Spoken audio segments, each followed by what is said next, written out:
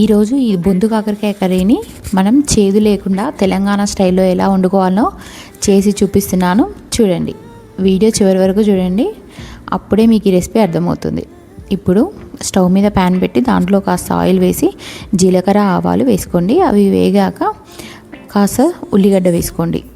ఇప్పుడు దీంట్లో కాస్త కొత్తిమీర, అలాగే అల్లం వెల్లుల్లి పేస్ట్, అలాగే కాస్త పసుపు వేసుకోండి. వేసుకొని ఆనియన్ మంచిగా ఫ్రై చేసుకోండి. మనం వేసుకున్నటువంటి ఆనియన్ మంచిగా ఫ్రై అవ్వాలి. ఇలా 2 to 3 minutes ఫ్రై చేసుకోండి. తర్వాత మనం సన్నగా కట్ చేసి పెట్టుకున్నటువంటి ఈ బొందు కాకరకాయ ముక్కల్ని దీంట్లో వేసేసుకోండి. వేసుకొని మంచిగా కలుపుకోండి.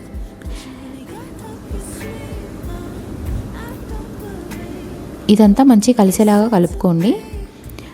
దీంట్లో కాస్త సాల్ట్ వేయండి, తొందరగా ఉడికిపోతాయి ఈ ముక్కలు.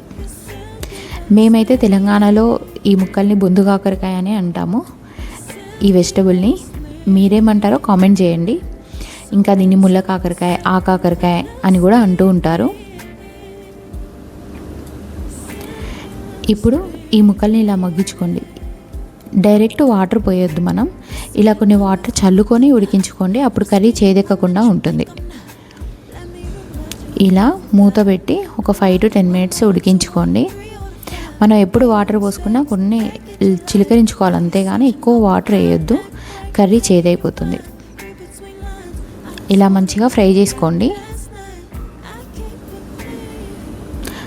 ఇవి ముక్కలు మగ్గాక కాస్త కారం వేసుకోండి. ఒక 1.5 స్పూన్ అలా కారం వేసుకోండి. వేసుకొని మనం వేసుకున్న కారం మంచిగా మగ్గేలాగా కాసేపు ఉడికించుకోండి. ఇదంతా ఉడికాక పాలు పోసుకోండి. ఒక చిన్న టీ గ్లాస్ పాలు పోసుకోండి, సరిపోతుంది. ఇలా కాసేపు మూత పెట్టి ఉడికించుకోండి. ఇలా ఒక 5 minutes ఉడికించుకున్నాక కర్రీ ఇలా వస్తుంది. ఇప్పుడు దీన్ని మనం మళ్ళీ మూత పెట్టకుండా స్టవ్ కొంచెం హై ఫ్లేమ్లో పెట్టి మంచిగా ఫ్రై చేసుకోండి. మనకి గ్రేవీ వద్దనుకుంటే అలా ఫ్రై చేసుకోండి, బాగుంటుంది. ఇప్పుడు సాల్ట్ ఇంకేమైనా పడుతుందేమో చూసి సాల్ట్ వేసుకోండి. అలాగే కాస్త ధనియా పౌడరు, అలాగే కాస్త కొత్తిమీర వేసుకోండి. పక్కా తెలంగాణ స్టైల్ బొందు కాకరకాయ కర్రీ రెడీ. ఈ కర్రీ అన్నంలోకి, చపాతీలోకి బాగుంటుంది. ఇంకా మరిన్ని రెసిపీస్ కోసం మన ఛానల్ని సబ్స్క్రైబ్ చేసుకోండి.